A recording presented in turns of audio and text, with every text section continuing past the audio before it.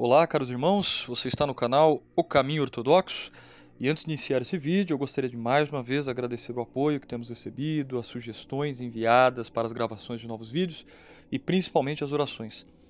Nós estamos nos esforçando para aumentar a rapidez desses vídeos, dessas gravações e continuar trazendo um conteúdo de qualidade.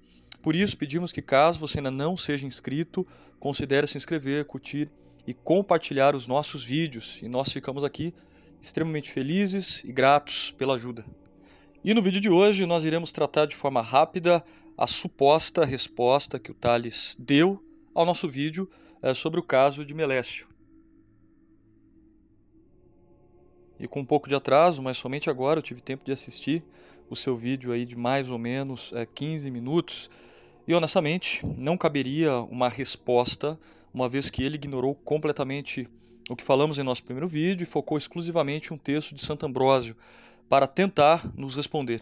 E para piorar, ele acabou aumentando ainda mais a confusão no caso de Melécio. Como se já não bastasse em seu primeiro vídeo ele ter utilizado incorretamente o documento non nobis para dizer que tinha provado que São Melécio havia concordado com a decisão do bispo de Roma em escolher Paulino. E aqui falamos incorretamente, uma vez que o documento falava e fala sobre a fé nicena e não tinha qualquer relação com Paulino. E agora ele usa outro texto para tentar provar uma tese que ele próprio inventou. Para justificar o episcopado de Paulino e Melécio, agora ele afirma que São Damaso permitiu que os dois atuassem. Logo, não havia um cisma, já que Roma, usando de sua suposta autoridade, aprovou dois bispos na cátedra antioquena. Nada mais falso e incoerente. Porém, antes de começar o jogo, nós convidamos a todos a assistir o nosso primeiro material sobre o caso de São Melécio. Neste vídeo nós compartilhamos conteúdos extensos e com todas as fontes registradas na descrição para fácil acesso. Aconselhamos fortemente que você veja para entender todo o contexto que vai ser colocado aqui. Após isso, caso desejar, busque também o vídeo onde o Tales tenta nos responder. Finalizando os dois vídeos e chegando neste que você está agora, eu tenho certeza que se você for uma pessoa de boa vontade, perceberá que ele não apenas não respondeu o nosso vídeo, mas ignorou completamente todos os argumentos, focando em algo onde ele achou que poderia responder. Então, para ficar mais fácil, nós vamos explicar mais uma vez essa história de forma resumida.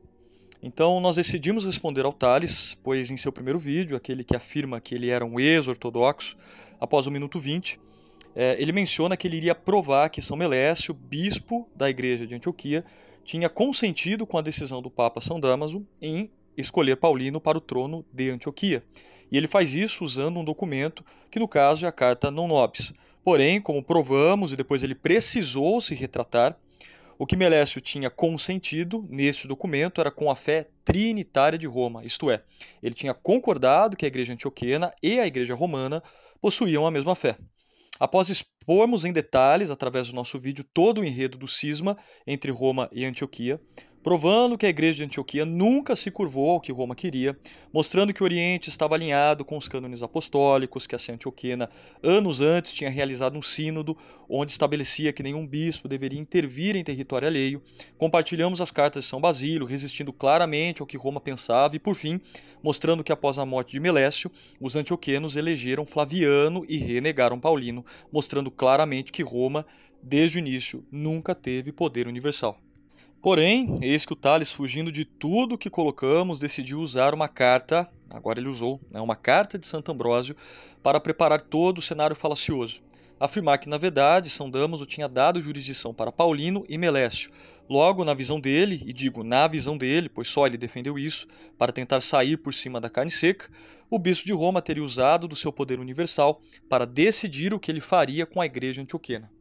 O nosso primeiro vídeo já desmente essa afirmação. Nós provamos por A mais B que o cisma foi resolvido temporariamente pela condição que São Melécio colocou a Paulino, mas que isso não ocorreu porque Roma tinha decidido. Na verdade, foi muito mais uma boa vontade de Melécio, que não queria ver um bispo ortodoxo, piedoso e já de idade avançada sendo exilado, que era Paulino no caso, do que um suposto uso da nunca existente jurisdição universal de Roma.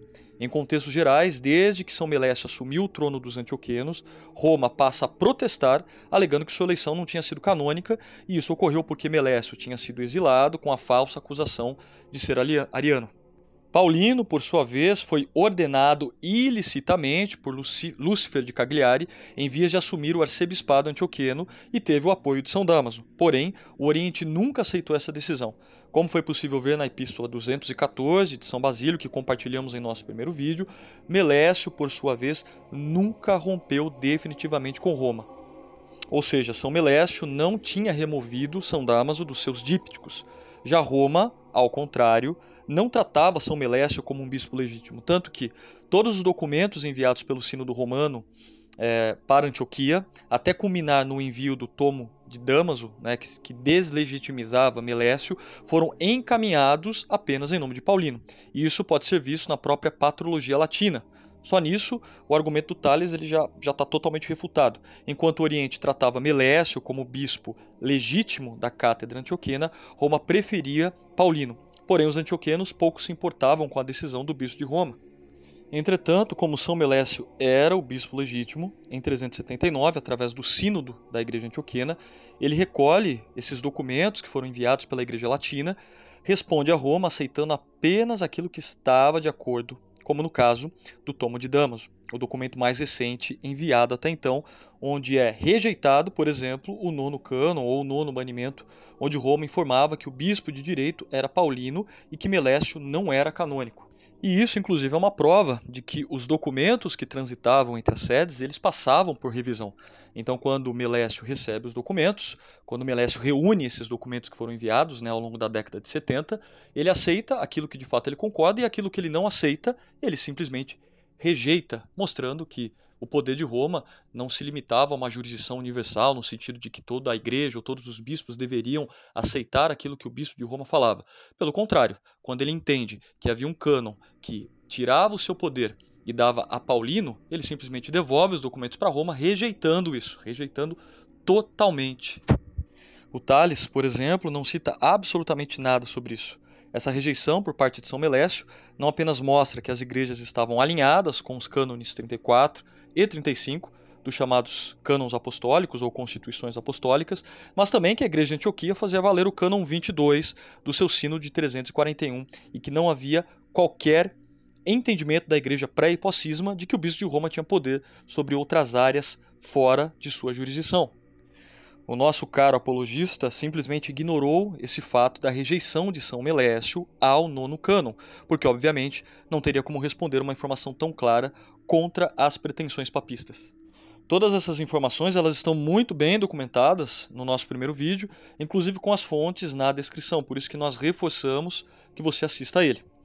Mediante a isso, o Tales buscou refúgio em um texto de Santo Ambrósio, onde supostamente ele afirma que haviam 2 bispos em Antioquia. Logo, sendo Paulino e Melécio os bispos legítimos, pronto, está provado que o bispo de Roma escolheu os 2 e os aceitou.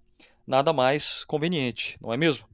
Para refutar isso, eu vou ler o primeiro parágrafo da carta de Ambrósio citado pelo Tales, e o link dessa epístola estará na descrição do nosso vídeo.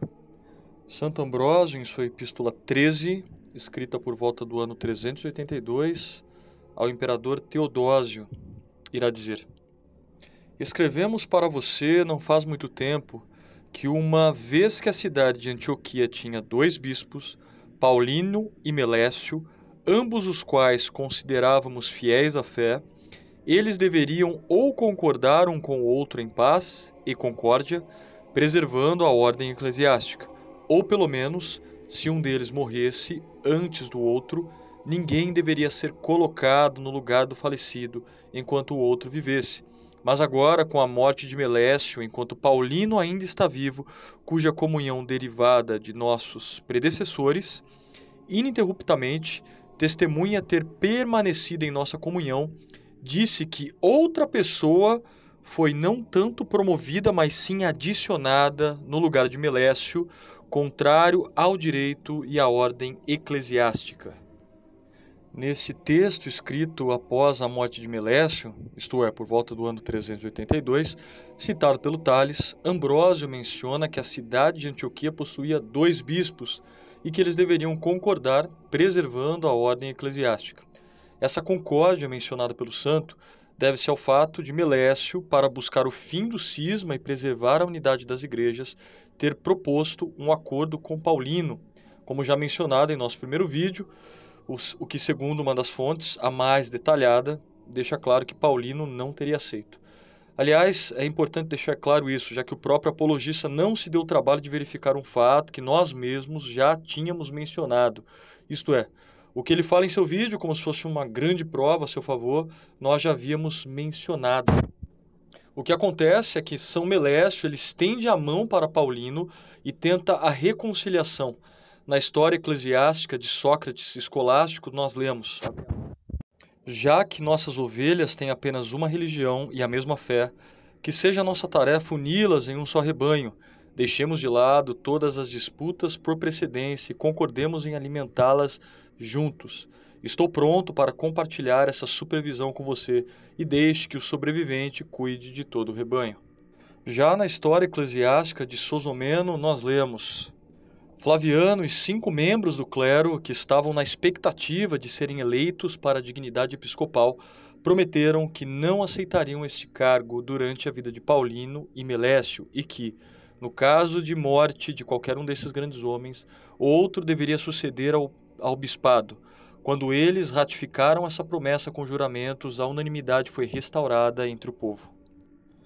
A verdade é que nosso apologista latino mais uma vez se enrolou, e se ele tivesse assistido ao nosso vídeo, teria percebido que nós citamos esse acordo proposto por São Melécio, e que fique claro, um acordo onde Roma não teve qualquer participação. Na própria introdução da carta que o Tales lê, há uma explicação clara sobre isso, e é simplesmente inacreditável que ele não tenha falado isso aos seus ouvintes. Na introdução da carta 13 é dito: no ano seguinte ao concílio de Aquileia, parece ter sido realizado um concílio dos bispos da Diocese Civil da Itália, presidido por Santo Ambrósio. Parece ter tratado principalmente das questões em disputa entre o Oriente e o Ocidente. Esta carta foi escrita por Santo Ambrósio em nome do concílio após o fim de sua sessão para Teodósio. Os bispos reclamam da eleição de Flaviano para suceder Melécio em Antioquia, contrária ao compromisso que eles defenderam na última carta, e mantém a reivindicação de Máximo à sede de Constantinopla contra Nectário, insistindo novamente na necessidade de um concílio geral, tanto no Oriente quanto no Ocidente, para resolver definitivamente todas as questões em disputa entre eles, e sugerem que seja realizado em Roma. Em outras palavras, Santo Ambrósio não está enfatizando que os 2 bispos eram permitidos, mas que havia um acordo entre eles e que esse acordo foi quebrado pela própria igreja antioquena, onde pouco se importou com o que Roma queria a respeito de Paulino e elegeu seu novo bispo, Flaviano. É por isso que Santo Ambrósio diz em sua carta, em um tom quase desesperado, que ao Melécio falecer, Paulino, que supostamente deveria ser o bispo legítimo, foi jogado de lado, enquanto a igreja antioquena, usando do seu poder, elege outro bispo. Santo Ambrósio irá dizer, abre aspas, mas agora, com a morte de Melécio, enquanto Paulino ainda está vivo, cuja comunhão derivada de nossos predecessores ininterruptamente testemunha ter permanecido em nossa comunhão, disse que outra pessoa foi não tanto provida, mas sim adicionada no lugar de Melécio, contrário ao direito e à ordem eclesiástica. E Ambrósio ainda adiciona, abre aspas, de fato, se a irrupção do inimigo não tivesse impedido, teríamos feito arranjos para enviar alguns dos nossos para assumir o cargo de árbitros e mediadores, para difundir a paz novamente, se possível. Mas como nossos desejos não puderam ser realizados naquela época devido aos problemas do Estado, achamos correto oferecer nossas orações à vossa bondade, pedindo que, por acordo entre as facções, com a morte de um, os direitos da Igreja permanecessem com o sobrevivente e que nenhuma consagração adicional fosse forçosamente tentada. E, portanto, solicitamos a vós, príncipes mais graciosos e cristãos, que realizeis um concílio de todos os bispos católicos em Alexandria, para que eles possam discutir e definir mais plenamente entre si a quem a comunhão deve ser concedida e com quem deve ser mantida. Fecha aspas. Durante 3 anos, de 379 a 381, houve paz na igreja antioquena, graças à atuação do bispo legítimo São Melécio. O texto de Santo Ambrósio apenas corrobora com o fato histórico e não é uma prova de que Roma tenha sido benevolente e aceito Melécio e a permanência de 2 bispos. antes de 379, ou que São Damaso tivesse definido que a situação seria assim. Ao contrário, todo o desenrolar da história apenas comprova que Roma nunca conseguiu fazer absolutamente nada do que queria, nem Roma e tampouco outros bispos da sua diocese. Mesmo que Ambrósio tenha dito que Paulino derivava de seus predecessores, mesmo que Roma tentasse a todo custo afirmar a canonicidade de Paulino quando enviava documentos em nome dele, como está na Patrologia Latina, a Igreja Antioquena nunca o viu como um bispo legítimo. Ao contrário, não apenas defendia a canonicidade de Melécio, mas após a sua morte elegeu Flaviano. Isto é, o argumento que o Tales buscou em seu vídeo, resposta, não tem qualquer cabimento. Isso só mostra que ele não entendeu o contexto de como se passou o caso. A grande verdade é que após a morte de São Melécio, a Igreja Antioquena quebrou o suposto acordo entre Paulino e Melécio, que, repito, uma das fontes principais diz que Paulino recusou, elegendo então o arcebispo Flaviano, fazendo com que a Igreja Romana e os antioquenos estivessem ambos separados até o ano 399 e 400, quando o cisma entre as duas sedes foi finalmente superado. Com a eleição de Flaviano, fica extremamente claro que Roma não teve qualquer poder de atuação no Oriente, mostrando que a tese de jurisdição universal foi uma invenção posterior. O caso de São Melécio, Flaviano, é uma grande prova que cada igreja sempre teve seu poder de escolha preservado pelos cânones e que o bispo de Roma tinha poder apenas nas paróquias ligadas à sua diocese, como está estabelecido no cânon 4 e no cânon 6 do Concílio de Nicéia, além do cânon 2 de Constantinopla I e em adição aos cânones apostólicos de número 34 e 35. E por fim, para finalizarmos esse vídeo, eu vou elencar aqui o resumo dos fatos para facilitar a compreensão aqui dos ouvintes, tá? Primeiro de tudo, São Melécio ele foi eleito com apoio do Oriente por volta do ano 360-361. Roma não aceitou a ordenação de Melécio, afirmando que ela não era canônica. Posteriormente a isso, Lúcio de Cagliari ordena Paulino. Roma apoia Paulino. Durante esse período, Roma envia diversos documentos à Igreja de Antioquia em nome de Paulino. No ano 379, no Sínodo de Antioquia, São Melécio aprova os documentos que afirmam a fé nicena, mostrando que ele e Damaso possuíam a mesma fé. Entretanto, Melécio rejeita, isso é muito importante sublinhar, Melécio ele rejeita o nono cânon do Tomo de Damaso, que foi o último documento enviado a Paulino até então, onde Roma rejeitava Melécio em favor de Paulino, mostrando assim para a Igreja Romana que ela não tinha poder de escolha fora de sua jurisdição. Isso é, um dos documentos, que foi um dos últimos enviados em nome de Paulino, mas que São Melécio pega no sínodo do ano 379, ele rejeita esse nono cânon ou nono banimento, mostrando que a Igreja de Antioquia tinha poder sobre sua área e que Roma não tinha qualquer poder. Esse detalhe muito importante, o Tales, por exemplo, não cita. São Melécio ele propõe a Paulino que ambos conduzam a cátedra antioquena, mostrando boa vontade e desejo de eliminar o cisma. O ponto oitavo. Paulino e Melécio possivelmente selam o acordo de quem morresse primeiro, o outro deveria ficar com o trono antioqueno. A Igreja de Antioquia ela passa a ter dois bispos, do ano 379 a 381, porém Paulino ele fica em uma posição minoritária, recluso a uma igreja no subúrbio e continua sendo mal visto pelo Oriente, porém apoiado por Roma. Em 381, no Concílio Universal de Constantinopla, que foi o segundo concílio ecumênico da Igreja, São Melécio, o bispo legítimo aos olhos do Oriente, ele é convidado para presidir o concílio, mostrando que o Oriente pouco se importava com a decisão de Roma sobre Paulino. No mesmo ano, de 381, que ocorreu o concílio de Constantinopla, Melécio morre. Depois disso, os apoiadores de Paulino, além da Igreja Ocidental, isso é da Igreja Romana, eles exigem que Paulino assuma o trono. E por fim, a facção majoritária da Igreja de Antioquia, fiéis a Melécio, se recusa a dar o cargo, o trono antioqueno para Paulino, e eles elegem Flaviano como seu novo bispo. Aí nós entramos justamente na carta de Santo Ambrósio, onde ele escreve para o imperador Teodósio afirmando a existência de dois bispos em Antioquia devido ao tal acordo firmado anteriormente, como nós comentamos aqui no vídeo.